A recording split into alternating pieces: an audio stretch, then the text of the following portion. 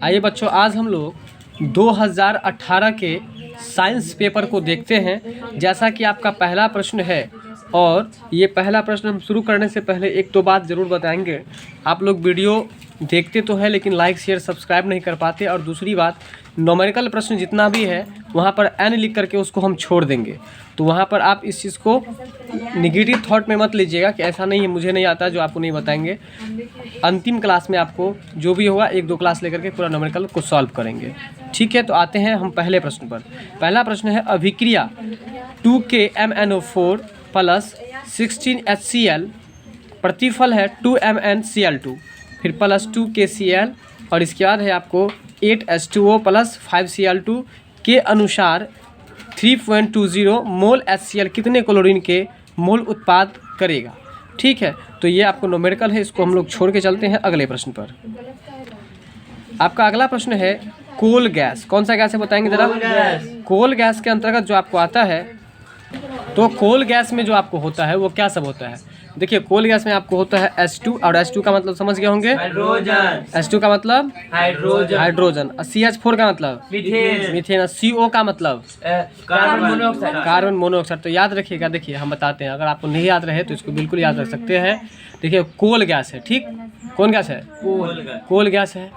तो कोल गैस में आप दो बातें याद रख सकते हैं। पहला है कोल गैस है, तो कोल में से क्या निकलता है? पानी निकलता है। एक ट्रिक उस पर याद रख सकते हैं, पानी के हिसाब से H2 को आप याद रख सकते हैं। अगर वो ट्रिक आपको याद नहीं रहे तो याद रखिए, कोल को याद कर लीजिए कोको कोला। अब कोको कोला भी जो बनता है तो हाइड्रोजन उसमें मिलेगा तभी ना कोको कोला पानी वाला पदार्थ बनेगा। तो इसलिए एगो H2 तो याद रहबे करेगा। बोले H2 याद रहेगा कि नहीं याद रहेगा? और कोको कोला जो आप पीते हैं, कोको कोला जो पीते हैं, तो कोको कोला को बनाने वाला कितना मथ करके बनाया होगा? नहीं समझ में आया? जैसे मक्खन को मथता है तो घी बनता है, कोको कोला भी मथ के बनाया होगा, इसलिए मथने से मीथेन। और इसके बाद है कि आपको पता होगा कि वो जो कोको कोला पीते हैं तो शरीर के लिए हानिकारक है कि लाभदायक है? हानिकारक है। और किसके जैसे हानिकारक है? कार्बन मोनोऑक्साइड के जैसे। जैसे कार्बन मोनोऑक्साइड हानिकारक है, धुआं जो निकलता है घूर में से, चूल्हा में से, वो धुआं आपके आँख में लगता है तो आपको कैसा महसूस होता है? आपके नाक में जाता है, कैसा महसूस होता है? सांस लेने में दिक्कत होने लगता है। इसलिए याद रखिए कि कोल गैस है तो कोल मतलब कोको कोला, और कोको कोला जो बनाया था हाइड्रोजन मिला करके तो बन में किया है, तो हाइड्रोजन क्या हो गया आपको? क्या चीज़? मथ के बना है, इसलिए मीथेन। और तीसरा हो गया आपको खतरनाक है, किसके जैसे? CO के जैसे। किसके जैसे? यानी कि कोल गैस के अंतर्गत क्या सब आता है? हाइड्रोजन, H2 और CH4 और CO। बोलिएगा, H2 CH4 और CO होगा। ठीक है, यानी कि H2 मतलब हाइड्रोजन, मीथेन और कार्बन मोनोऑक्साइड। अगला प्रश्न है, स्नेहक। और स्नेहक को अंग्रेजी में कहते हैं हम लोग लुब्रिकेटिंग। बोलिएगा, लुब्रिकेटिंग कहते हैं। तो स्नेहक तेल में होते हैं तो क्या होते हैं? तो ये है आपको C20 से C30 हाइड्रोकार्बन, है ना। स्नेहक तेल में क्या होते हैं? C20 से C30 हाइड्रोकार्बन, C20 से C30 हाइड्रोकार्बन। बोलेगा, C20 से C30 हाइड्रोकार्बन। तो बताइए, देखिए 100 से स्नेहक है और 100 से C20 से, यानी कि C20 से लेकर के C30 तक हाइड्रोकार्बन। तो बताइए, स्नेहक यानी कि लुब्रिकेटिंग। स्नेह का अंग्रेजी क्या होता है? लुब्रिकेटिंग। देखिए, स्नेह मतलब होता है प्यार, और प्यार कौन करेगा? लबड़िए लबड़ा सब ना। प्यार कौन करेगा? लबड़ा लबड़ी सब। इसलिए याद कर लीजिए, स्नेहक जो है, स्नेह का अंग्रेजी क्या होता है? लुब्रिकेटिंग। ठीक है, तो ये लुब्रिकेटिंग जो है आपको, लुब्रिकेटिंग का जो है, इसके अंतर्गत जो है तो आपको तेल होते हैं, स्नेहक तेल जो होते हैं क्या होते हैं बताएंगे? तो C20 से लेकर के C30 हाइड्रोकार्बन। बात समझ में आ गया? तो बताइए, कोल गैस में क्या सब होता है? कोल गैस में हाइड्रोजन, CH4 और CO होता है। स्नेहक तेल में क्या सब होता है? C20 hydrocarbon. अगला है LPG। बताइए, LPG का फुल फॉर्म क्या होता है? Liquid petroleum gas. गलत, लिक्विफाइड पेट्रोलियम गैस। क्या होता है? लिक्विफाइड पेट्रोलियम गैस होता है। तो LPG का कह रहा है उष्मीयमान। उष्मीयमान का मतलब हम आपको बताए थे कि LPG गैस का उष्मीयमान यानी कि वाष्प बन करके उड़ने में उसको समय नहीं लगता है। LPG गैस को वाष्प बन के उड़ने में समय लगता है? नहीं लगता है। तो याद रखिए, LPG का उष्मीयमान पूछ रहा है, मतलब कि LPG जो उड़ता है, हीट होकर के जो आपको निकलता है, वो उसका मान कितना होता है, तो 50 किलो बोलेगा 50 किलो जूल 50 किलो जूल प्रति ग्राम बोलेगा 50 किलो जूल प्रति ग्राम। तो ऐसा सोच लीजिए एलपीजी गैस जो है ना 50 रुपये किलो मिलता है, इसलिए 50 किलो जूल बोलेगा 50 किलो जूल प्रति ग्राम। अब बोलिए, अब बोलेंगे कि 50 किलो जूल प्रति ग्राम, 50 किलो जूल प्रति ग्राम क्या है, तो यह ऊष्मीय मान है। किसका ऊष्मीय मान है? एलपीजी का। तो अगर आपसे पूछे कि एलपीजी का ऊष्मीय मान क्या होगा, 50 किलो जूल प्रति ग्राम। फिर से बोलिए 50 किलो जूल प्रति ग्राम, यानी कि एलपीजी का ऊष्मीय मान क्या होगा, 50 किलो जूल प्रति ग्राम। 50 किलो जूल प्रति ग्राम प्रति ग्राम हो जाएगा। ठीक है, यह है आपका एलपीजी का ऊष्मीय मान। अब आपका अगला प्रश्न है, अगला है यह प्राकृतिक गैस और गोबर गैस दोनों में विद्यमान है। अब बताइए गोबर गैस में क्या पाया जाता है, मीथेन। गोबर गैस में मीथेन पाया जाता है ना, तो यहाँ कहता है कि गोबर गैस में भी पाया जाता है मीथेन और प्राकृतिक गैस में भी पाया जाता है। तो हम आपसे एक प्रश्न पूछ रहे हैं, बताएंगे आप कि प्राकृतिक गैस नवीकरणीय है कि अनवीकरणीय है? बिल्कुल सही बात है, प्राकृतिक गैस अनवीकरणीय है। तो प्राकृतिक गैस में भी पाया जाता है और गोबर गैस में भी पाया जाता है। क्या पाया जाता है बताइए तो आप लोग? मीथेन पाया जाता है। क्या पाया जाता है? मीथेन। CH4 का मतलब मीथेन। C2H6 का मतलब C2H6 का मतलब एथेन। और C3H का H8 का मतलब प्रोपेन। C4H10 का मतलब ब्यूटेन। ठीक है, तो बताइए प्राकृतिक गैस में भी पाया जाता है और गोबर गैस में भी क्या पाया जाता है? अगर गोबर गैस का याद होता तो प्राकृतिक गैस ही मार देते उसमें। ठीक है, यहाँ तक क्लियर है? चलिए, और इसके बारे में एक कॉन्सेप्ट और दिए हैं कि मीथेन हमेशा जो पाया जाता है वो किस एरिया में पाया जाता है? दलदली क्षेत्र में होता है। तो गोबर को अगर ऐसे करके छुइएगा तो कैसा महसूस होता है? दलदल। तो इसी पर ट्रिक पे याद कर लीजिए कि गोबर गैस में क्या पाया जाता है? CH4 यानी कि मीथेन, और मीथेन के साथ साथ में मीथेन प्राकृतिक गैस में भी पाया जाता है। ठीक है, अगला है 10वीं में पढ़े थे आप लोग फेन प्लावन विधि, जिसमें सल्फाइड अयस्कों का सांद्रण किए थे कि नहीं किए थे? है ना, पाइन का तेल डाल करके ना, फिर हवा दिए थे। तो फेन प्लावन विधि से इस अयस्क के लिए कहता कि फेन उत्प्लावन विधि जो है, यह आपको फेन उत्प्लावन विधि किस अयस्क को साफ करने के लिए किया जाता था बताइए? तो जिंक ब्लेंड है ना, किसको? जिंक ब्लेंड, यानी कि जिंक ब्लेंड अयस्क को साफ करने के लिए किस विधि का प्रयोग किया जाता है? फेन प्लावन विधि का। हाँ, फेन प्लावन विधि का। किसका? फेन प्लावन विधि का। फेन प्लावन विधि एक ऐसी विधि है जिसमें जिंक ब्लेंड अयस्क का आपको जो है सो शुद्धिकरण किया जाता है। ठीक है, फेन प्लावन विधि में किसका शुद्धिकरण किया जाता है? जिंक ब्लेंड अयस्क का क्या आता है? तो बताइए जिंक का मतलब क्या होता है? जस्ता। और इसका सूत्र क्या होता है? जड़न होता है। अगला प्रश्न है आपको निस्तापन इसको धातु ऑक्साइड में परिवर्तित कर देता है ना। निस्तापन की एक देखिए, निस्तापन भी एक क्रिया है और निस्तापन की क्रिया में कॉपर ग्लास जो है, क्या चीज़? कॉपर ग्लास को धातु ऑक्साइड में बदलता है। ये प्रश्न थोड़ा घुमाया है, जरा प्रश्न को देखिएगा आप लोग, देख कर ये तभी समझिएगा। निस्तापन क्या है? एक क्रिया है, और निस्तापन की क्रिया में क्या होता है कि कॉपर ग्लास को धातु ऑक्साइड में बदल देता है। पर मेरा बात समझे कि नहीं बताइएगा। निस्तापन एक क्रिया है जिस क्रिया में क्या होता है? कॉपर ग्लास को किससे बदल देता है? धातु ऑक्साइड। तो इसको ऐसे याद कीजिएगा कि कॉपर ग्लास को धातु ऑक्साइड में कौन क्रिया बदलता है? कॉपर। निस्तापन। या ऐसे याद कीजिएगा कि निस्तापन की क्रिया में है ना, कॉपर ग्लास को किससे बदल दिया जाता है? तो धातु ऑक्साइड में। बात समझ में आ रहा है? ऐसे पढ़िएगा इसको। अगला प्रश्न है श्वेत फास्फोरस में इस जैसी गंध आती है। देखिए, श्वेत फास्फोरस में इस जैसी मतलब किसके जैसी? तो श्वेत फास्फोरस जो रहता है ना, वो आपको उसमें लहसुन के जैसी गंध आती है। और हम एक दिन पढ़ाई के दौरान बताए थे कि जो व्यक्ति वैष्णव संप्रदाय के होते हैं, जो मीट मछली नहीं खाते हैं, उसके लिए तो हड्डी में फास्फोरस चाहिए। तो वो फास्फोरस कहाँ से प्राप्त करेगा? क्योंकि फास्फोरस खासतौर पर मीट मछली में मिलता है, लेकिन वो कहाँ से प्राप्त करेगा? तो इसे बताए थे कि फास्फोरस उसको प्याज लहसुन से मिलता है और इसके अलावा दूध से मिलता है। लेकिन जो प्याज लहसुन भी नहीं खाता है उसको कहाँ से मिलेगा? तो दूध से मिलेगा। जो दूध नहीं खाता है उससे प्राप्त हो जाता है। लेकिन जो प्याज लहसुन खाता है, मीट मछली नहीं खाता, तो उसके प्याज लहसुन से मिल जाता है। तो याद रखिएगा, प्याज में क्या पाया जाता है? लहसुन में फास्फोरस। यानी कि श्वेत फास्फोरस जो है आपको उसमें कैसी गंध आती है? लहसुन के जैसी। और एक बात और पता होगा, लहसुन होता क्या है? श्वेत न होता है, उजला न होता है, इसलिए साथ श्वेत फास्फोरस में किसके जैसी गंध आती है? लहसुन जैसी। बात समझ रहे कि नहीं? अगला है यह एप्सम लवण कहलाते हैं। कहता है कि यह एप्सम लवण कहलाते हैं तो MgSO4 इंटू 7H2O। बताइए एप्सम लवण किसे कहते हैं? MgSO4 इंटू 7H2O क्या है? MgSO4 into 7H2O। बताइए एप्सम लवण जो कहलाते हैं इसमें कौन, चारों ऑप्शन में से कौन एप्सम लवण कहलाते हैं?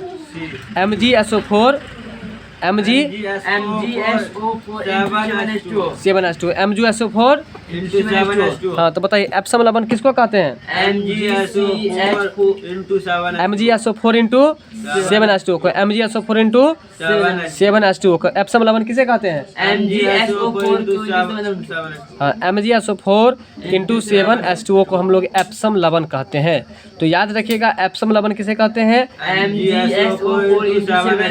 चलिए, तो MgSO4 7H2O को हम लोग एप्सम लवण कहते हैं। क्या कहते हैं? एप्सम लवण कहते हैं। अगला प्रश्न है एथेनॉल K2Cr2O7 प्लस H2SO4 के साथ गर्म करने पर अभिक्रिया कर यह उत्पाद देता है ना। कर रहा कि एथेनॉल जो है K2Cr2O7 प्लस H2SO4 के साथ जब अभिक्रिया करता है ना, कौन क्रिया करता है बताइए?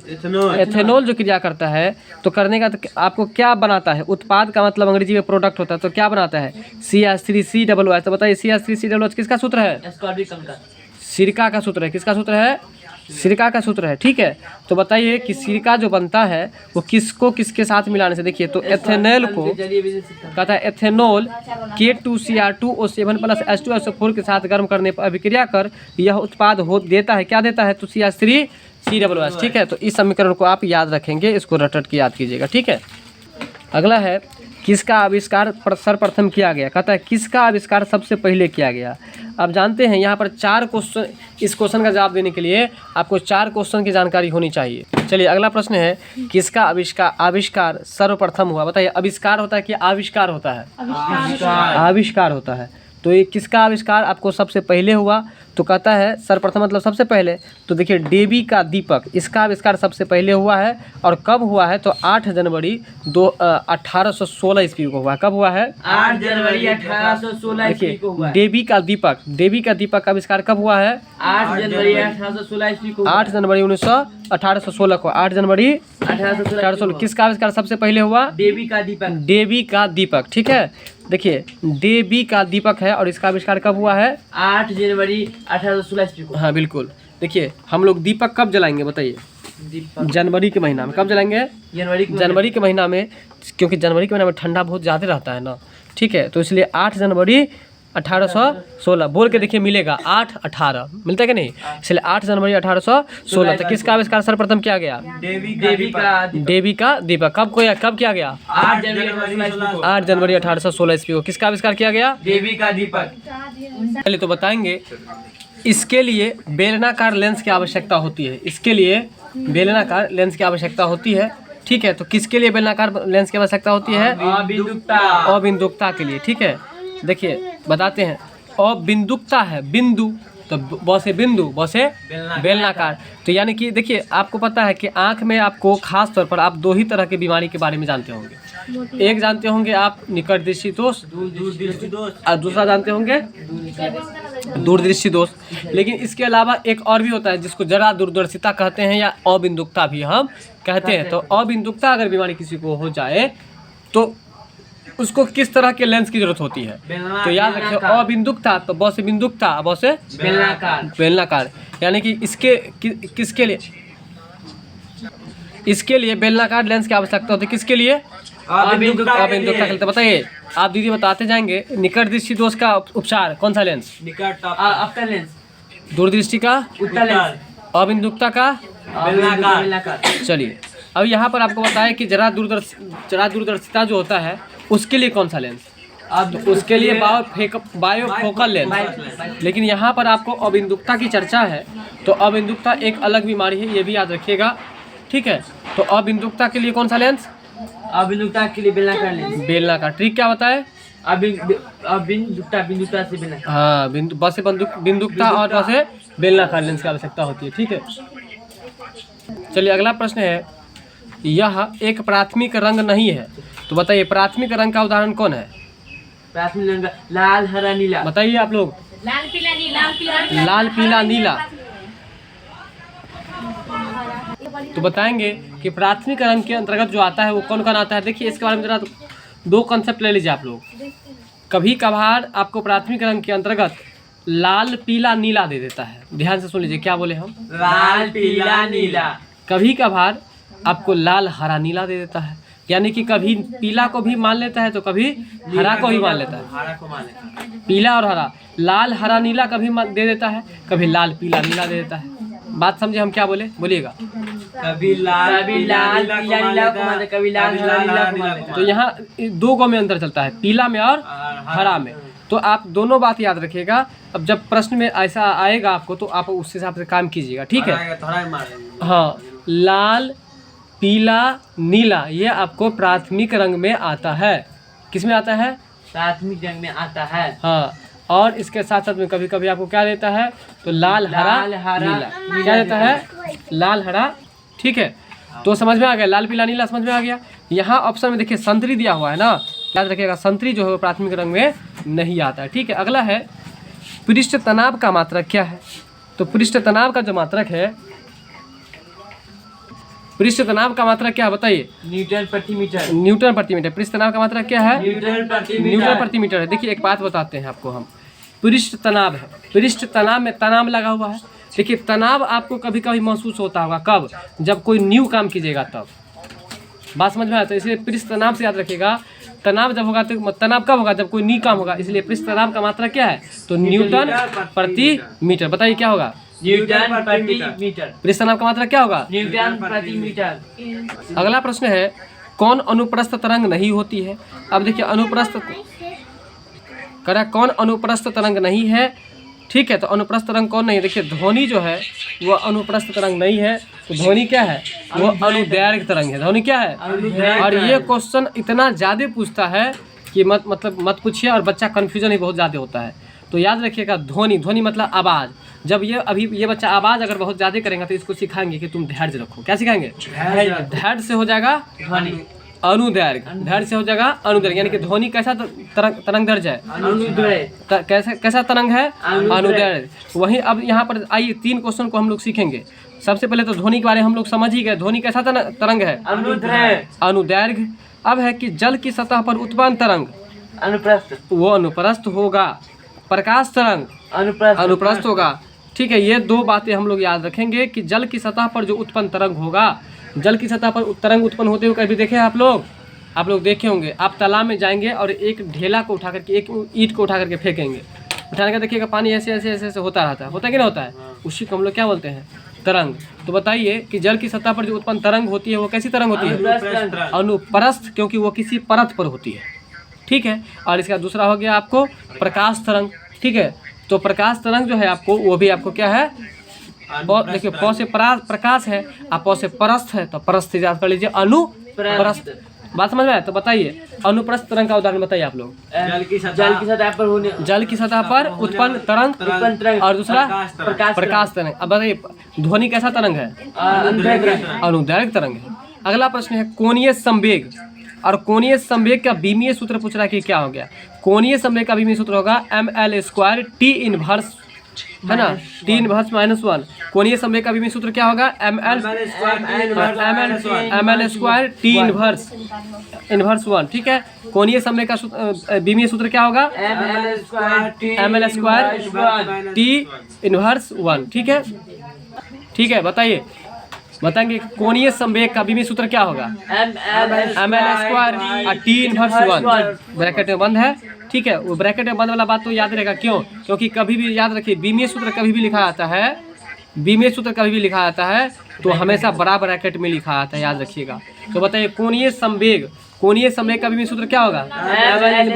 T इनवर्स -1, ठीक है? चलिए अगला प्रश्न है, एक वस्तु विराम अवस्था से चलती है। विराम अवस्था का मतलब ठहराव अवस्था में। तो एक प्रश्न आ गया विराम अवस्था से, मुझे याद आ गया, जरा पूछ लेते हैं। तो बताएंगे आप लोग, सोच के गलती नहीं कीजिएगा। जब कोई गाड़ी एकाएक आगे की ओर चलने लगे तो यात्री किधर गिरेगी? पीछे की ओर, ठीक है। जब गाड़ी रुकेगी तो आगे की ओर। तो बताइए कि आगे की ओर गिरेगी या पीछे की ओर गिरेगी, तो किस तरफ गिरेगी? तो उसको हम जरूरत का नियम कहेंगे। आगे की ओर न्यूटन का प्रथम नियम। तो बताएंगे कि एक वस्तु विराम अवस्था से चलती है, इसका चौथे और तीसरे सेकंडों में तय की गई दूरी का अनुपात क्या होगा। ठीक है, ठीक है। एक वस्तु जो कि विराम अवस्था में था और वह आपको चलती है, इसका चौथे और तीसरे सेकंडों में, इसके चौथे और तीसरे सेकंडों में तय की गई दूरी का अनुपात क्या होगा। तो ये प्रश्न आप याद रखिएगा, याद रखने वाला प्रश्न है। ठीक है, तो इसका जो अनुपात हो जाएगा, क्या हो जाएगा आंसर बताइए।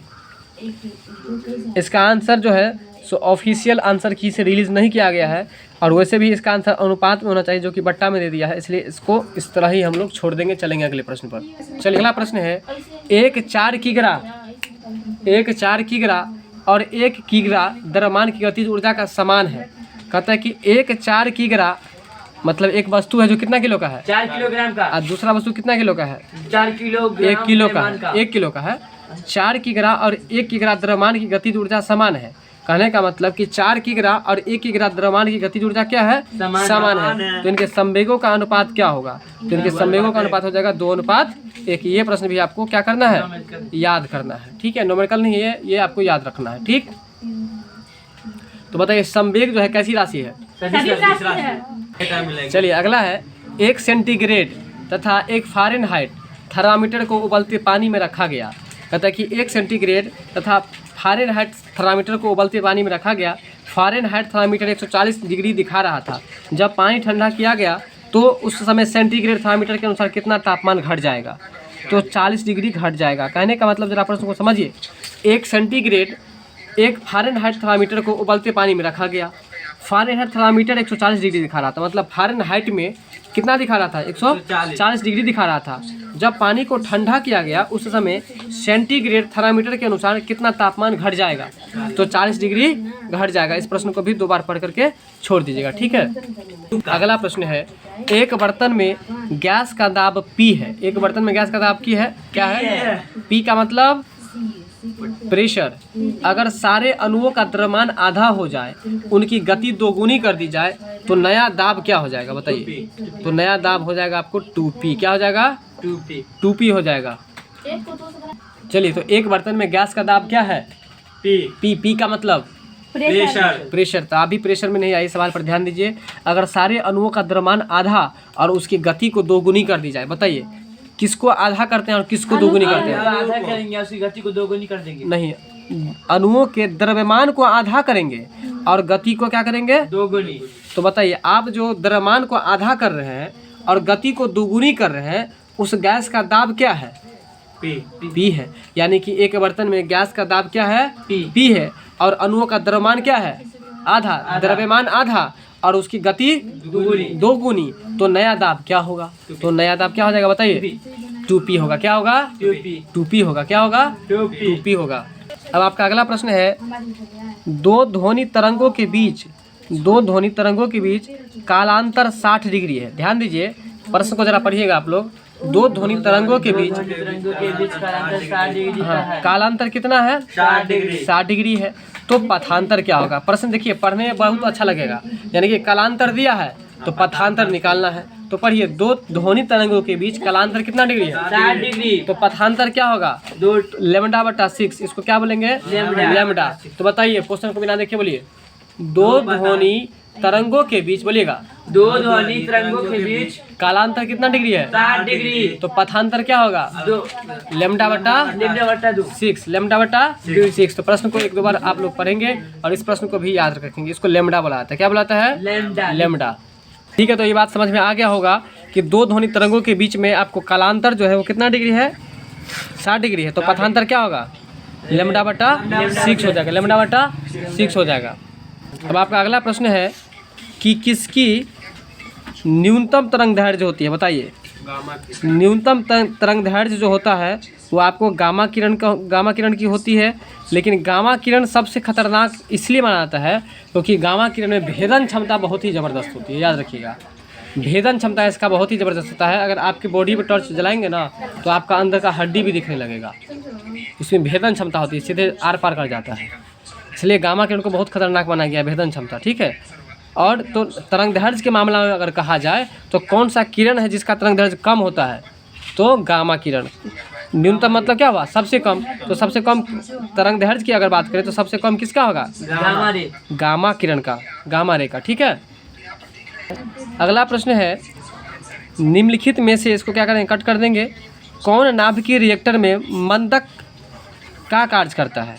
देखिए नाभिकीय रिएक्टर में, किसमें, नाभिकीय रिएक्टर में मंदक का कार्य जो करता है वो कौन करता है, बताइए। मंदक का कार्य कौन करता है, D2O। D2O। और D2O का मतलब क्या होता है, भारी जल। भारी जल जिसको कहते हैं। लेकिन D2O का मतलब आपको ड्यूटेरियम ऑक्साइड होता है। क्या होता है, ड्यूटेरियम ऑक्साइड। D2O का मतलब ड्यूटेरियम ऑक्साइड। तो बताइए नाभिकीय रिएक्टर में मंदक का कार्य कौन करता है, D2O।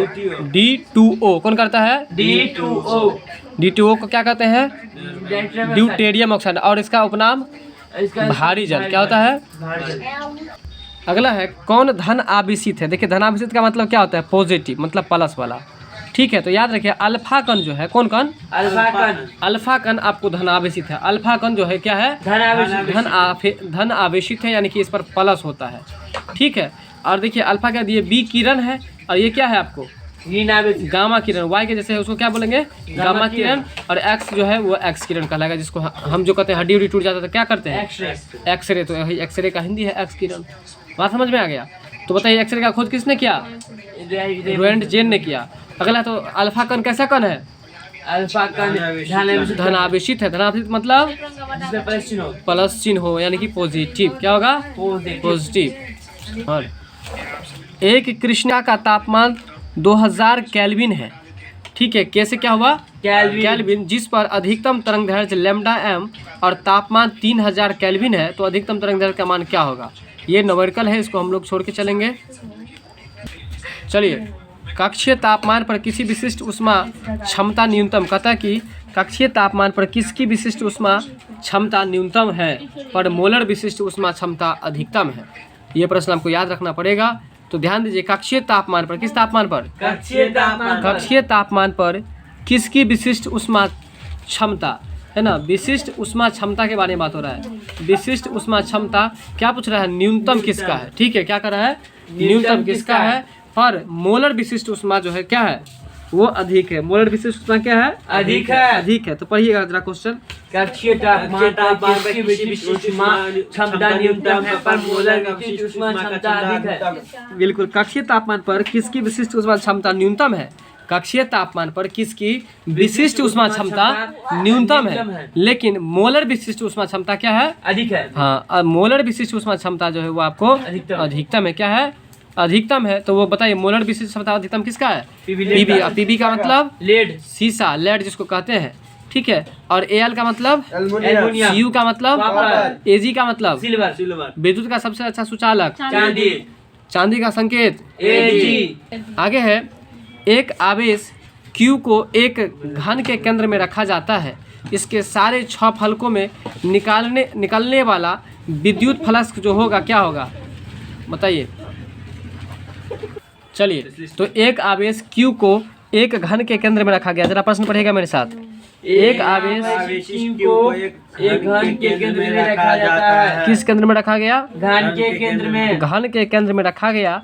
इसके सारे 6 फलकों में से निकलने वाला विद्युत फ्लक्स क्या, विद्युत फ्लक्स होगा क्या होगा, तो Q बट्टा है ना। चलिए, तो ये E के जैसे जो है आपको, और नीचे में 0 है, तो याद रखिएगा आपको विद्युत फ्लक्स बराबर क्या हो जाएगा आपको, है ना। ये आपको थोड़ा टेबल प्रश्न है, 2 बार पढ़कर इसको छोड़ देना है। अब आपका अगला प्रश्न है, एक संधारित्र में, किसमें, एक संधारित्र में संचित ऊर्जा का मान क्या होगा। एक संधारित्र में संचित ऊर्जा का मान हो जाएगा ½ QV। हाफ का मतलब आधा, आधा मतलब 1/2, और इसका QV है। तो बताइए एक संधारित्र में संचित ऊर्जा का मान क्या होगा, हाफ क्यूबी। एक संधारित्र में संचित ऊर्जा का मान क्या होगा, 1/QV। 1/QV होगा। इसको आप याद रखिएगा, ठीक है ना। इसको हम ½ QV बोल सकते हैं, ठीक है। अगला है, एक R वाले प्रतिरोध के तार को पिघलाकर पहले की आधी लंबाई का तार बनाया गया। नए तार का प्रतिरोध क्या होगा, तो R/4 क्या होगा, R/4। चलिए एक आर प्रतिरोध के तार को पिघला दिया। देखिए यहाँ पर कैपिटल आर है, कौन आर है? Capital R. हाँ, कैपिटल आर वाले प्रतिरोध के तार को पिघलाकर पहले की आधी लंबाई का तार बनाया गया, है ना। मतलब कि देखिए तार का प्रतिरोध क्या है? आर है, और तार की जितनी लंबाई थी उस लंबाई को क्या कर दिया? आधा कर दिया। आधा कर दिया। आधी लंबाई का तार जो है बना दिया गया। तो नए तार का प्रतिरोध क्या हो जाएगा? तो R/4 हो जाएगा। नए तार का प्रतिरोध क्या होगा? R/4 हो जाएगा। ठीक है, R/4 हो जाएगा। यानी कि पहले आर प्रतिरोध वाले तार को क्या किया गया? पिघलाया गया, और आधी लंबाई वाला तार बना दिया गया पिघला करके। पहले का प्रतिरोध कितना था? R था, और उसको पिघला करके उसका आधा लंबाई का तार बना दिया, तो नए तार का प्रतिरोध क्या हो जाएगा? R/4 हो जाएगा। अगला प्रश्न है, एक प्रकाश वर्ष बट्टा एक फर्मी। एक प्रकाश वर्ष बट्टा एक फर्मी बराबर क्या होगा? 9.46 × 10⁻30। ठीक है, 9.46 × 10⁻30। अगर सीधे एक प्रकाश वर्ष बराबर रहता तो इसका आंसर हो जाता 9.46 × 10⁻15, और 10⁻12 भी होता है। ठीक है, 15 भी होता है, दोनों होता है। ठीक है, तो याद रखिएगा। अब यहाँ है एक प्रकाश वर्ष बट्टा में क्या है? एक फर्मी। एक फर्मी। तो एक प्रकाश वर्ष और एक फर्मी बट्टा एक फर्मी बराबर क्या होगा? 9.46 × 10⁻30। 9.46 × 10⁻30। आइए, अब आपका अगला प्रश्न है, कौन सी अधिकतम लंबाई है? तो देखिए यहाँ चंद्रमा से पृथ्वी की दूरी लंबी है, कि सूर्य से पृथ्वी की दूरी लंबी है, कि प्लूटो की पृथ्वी से दूरी लंबी है, कि आकाश गंगा का आकार लंबा है। जरा प्रश्न को देखिएगा, बहुत अच्छा प्रश्न है। यहाँ पर प्रश्न को समझिए। कहता है कि चंद्रमा और पृथ्वी की जो दूरी है, क्या उस दूरी से लंबी है सूर्य और पृथ्वी की दूरी?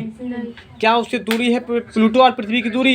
ये तीनों की दूरी अलग अलग है, लेकिन अलग अलग होते हुए भी जितना बड़ा आकाश गंगा है, क्या है? आकाश गंगा से बड़ा किसी भी दूरी, कोई भी दूरी नहीं है। नहीं समझ में मेरा बात?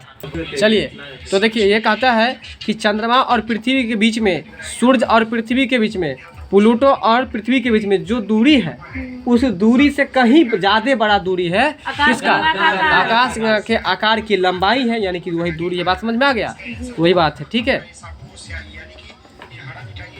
अगला प्रश्न है, एक कण अचर चाल से एक वृत्त में जिसका अर्धव्यास 5 सेंटीमीटर से है, आवर्तकाल 0.2 पाई सेकंड है, कण का त्वरण क्या होगा? बताइए, त्वरण का मात्रा क्या होगा? केजी मीटर प्रति सेकंड। और ये न्यूमेरिकल है, इसको छोड़ते हैं हम लोग। चलिए, अगला प्रश्न है, 20 मीटर प्रति सेकंड के प्रारंभिक वेग से, ये भी न्यूमेरिकल है, इसको छोड़ के चलिए। ठीक है, 84 भी आपको न्यूमेरिकल है, 85 भी न्यूमेरिकल है। चलिए, न्यूलैंड केबल तत्व जिनका आणविक भार इस तक था का वर्गीकरण पाया गया। देखिए यहाँ प्रश्न देखिए, न्यूलैंड नाम के वैज्ञानिक थे जिन्होंने अष्टक का नियम भी दिया था। ठीक है, तो न्यूलैंड जो है किस तत्व का वर्गीकरण किया था? तो याद रखिएगा, प्रश्न पर ध्यान दीजिए। न्यूलैंड जो है इस ऐसे तत्व का वर्गीकरण किया जिसका आणविक भार जो है तो क्या था? 40 था। क्या था? 40 था। ऐसे तत्व का वर्गीकरण किया है कौन? न्यूलैंड ऐसे तत्व का वर्गीकरण किया है जिसका आणविक भार क्या था? 40 था। याद रखिएगा, न्यूलैंड जो है ऐसे तत्व का आणविक भार ज्ञात किया है जिसका आणविक वर्गीकरण किया है जिसका आणविक भार आपको 40 था। याद रखिएगा, न्यूलैंड नाम के जो वैज्ञानिक थे उन्होंने कैसे तत्व का वर्गीकरण किया है? तो बोलिएगा कि जिस तत्व का आणविक भार 40 था उस तत्व का वर्गीकरण किया है। बात को समझ में आया? तो बताइए, न्यूलैंड जो है कैसे तत्व का वर्गीकरण किया? ऐसे तत्व जिसका आणविक भार 40 था, वो ऐसे तत्व का वो क्या किया? वर्गीकरण का मतलब बंटवारा किया। अगला प्रश्न है, मेंडलीफ ने इस तत्व जिसका पता उस समय तक नहीं था के गुण वालों की भविष्यवाणी की, है ना। तो मेंडलीफ ने इस तत्व जिसका पता उस समय तक नहीं था इस गुणों की भविष्यवाणी की। ठीक है, तो इसका आंसर हो जाएगा आपको टिया। टिया से क्या होता है? टाइटेनियम। क्या होता है? टाइटेनियम। चलिए, दीर्घ रूप आवर्त सारणी में चौथे आवर्त में किसमें? चौथे आवर्त में कितने तत्व हैं? तो 18। कितने तत्व हैं? 18। दीर्घ रूप आवर्त सारणी में चौथे आवर्त में कितने तत्व हैं? 18। दीर्घ रूप आवर्त सारणी में चौथे आवर्त में कितने तत्व हैं? तो 18 तत्व है। याद रखिएगा। ठीक है, तो आवर्त सारणी जो दीर्घ रूप आवर्त सारणी में आपको चौथा आवर्त जो है, ठीक है, उसमें कितने तत्व हैं? 18 तत्व हैं। तो बताइए अक्रिय गैस या निष्क्रिय गैस जो होता है, वर्ग 18 का होता है। ठीक है, वो किस समूह में आता है? 18 समूह, वर्ग 18 के समूह। ठीक है, तो बताइए दीर्घ रूप आवर्त सारणी में चौथे आवर्त में कितने तत्व होते हैं? 18। और ये अक्रिय गैस जो होता है वो किस समूह में होता है? तो वर्ग 18 में। किस में होता है? चलिए अब अगला प्रश्न है, तीसरे आवर्त में, किस आवर्त में? तीसरे आवर्त में किस परमाणु का आकार सबसे अधिक होता है? बताइए तीसरे आवर्त में कर रहा है, किस आवर्त में? तीसरे आवर्त में किस परमाणु का आकार सबसे अधिक होता है? सोडियम। तो तीसरे आवर्त में आपको सोडियम परमाणु का आकार क्या होता है? सबसे अधिक होता है। सबसे अधिक होता है। क्या होता है? सबसे अधिक होता है। बताइए सोडियम की परमाणु संख्या 10, 11। क्या होता है? 11 होता है। अगला प्रश्न है, किस तत्व की H2 के साथ क्रियाशीलता न्यूनतम है? मतलब कौन सा ऐसा तत्व है जो जल के साथ जो है सो अभिक्रिया बहुत कम करता है? तो बताइए SI का मतलब सिलिकॉन, SI का मतलब सिलिकॉन, यानी कि ये सिलिकॉन जो है ना वो H2O के साथ, या H2O मतलब जल के साथ बहुत कम अभिक्रिया करता है। क्या करता है? बहुत कम अभिक्रिया करता है। ठीक है, अगला है, किस एक में धातुवत गुण न्यूनतम है? कह रहा है किस एक में धातुवत गुण क्या है? तो न्यूनतम है। धातुवत गुण क्या है? तो न्यूनतम है। तो इसका आंसर क्या हो जाएगा? CS। क्या हो जाएगा? CS हो जाएगा। क्या हो जाएगा? CS। इसमें धातुवत गुण जो है बहुत कम है। धातुवत गुण क्या है? बहुत कम है। ठीक है, अगला प्रश्न है, कौन सा तत्वों का युग्म समभारिक है? देखिए समभारिक का मतलब क्या हुआ? समान भार वाला। तो समभारिक कौन है? आर्गन और कैल्शियम। आर्गन और कैल्शियम, इस दोनों का भार क्या होता है? बराबर होता है। समभारिक मतलब बराबर भार होता है, आर्गन और कैल्शियम। ठीक है, याद रखिए कौन सा तत्व का युग्म जो है सो समभारिक है? तो बताइए युग्म का मतलब जोड़ा को अंग्रेजी में क्या कहते हैं? पेयर। क्या कहते हैं? पेयर। अगला है, कौन सी हैलोजन सर्वाधिक अभिक्रियाशील है? और यहाँ पर लिख लीजिए VBI प्रश्न।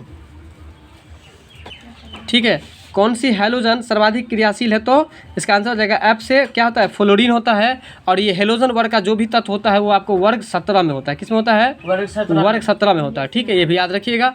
अगला प्रश्न है, यह तत्व जिसके इलेक्ट्रॉनों की संपूर्ण संख्या यहाँ दर्शाई हुई है, यह एक अक्रिय गैस है। ध्यान दीजिए, कहता है कि यह तत्व जिसके इलेक्ट्रॉनों की संपूर्ण संख्या क्या दर्शाई गई है? 18। तो वह अक्रिय गैस कौन सा है? तो वो जो है आपको अक्रिय गैस है 18। देखिए यहाँ कहता है कि यह अक्रिय, ये पूरे बातों को भूल जाइए, अक्रिय गैस है तो उसका आंसर आप मानिए वर्ग समूह में आता है। जस्ट बताए थे कि अक्रिय गैस किस में आता है? वर्ग 18 में, इसलिए इसका आंसर आपको वर्ग 18 हो जाएगा। चलिए अब आपका अगला प्रश्न है, इस आयन का आकार उसके परमाणु से कम है। देखिए यहाँ भी प्रश्न को कितना घुमाया है। इस आयन का आकार जो है यह परमाणु से क्या है? कम है। तो कौन आयन? तो Na+ आयन का, किसका? Na+ आयन का आकार जो है परमाणु से क्या है? कम है। Na+ का आकार क्या है? परमाणु से कम है। इसका अगला प्रश्न है, नाइट्राइड आयन में, किस आयन में? नाइट्राइड आयन में कुल कितने इलेक्ट्रॉन होते हैं? तो देखिए नाइट्राइड आयन में आपको कुल 10 इलेक्ट्रॉन होते हैं। कितने होते हैं? 10। ठीक है, नाइट्राइड आयन में कितने इलेक्ट्रॉन होते हैं? 10। तो 10 इलेक्ट्रॉन होते हैं। अगला प्रश्न है, कौन एक सहसंयोजी यौगिक है? बताइए सहसंयोजी यौगिक क्या है? तो HCl है। और HCl का मतलब हाइड्रोक्लोरिक अम्ल, जो कि आपको पेट में खाना पचाने के लिए आवश्यक होता है। तो बताइए सहसंयोजक यौगिक का उदाहरण बताइए। HCl यानी कि आपको हाइड्रोक्लोरिक अम्ल। ये जो देख रहे हैं आप CuSO4, इसका मतलब क्या हुआ?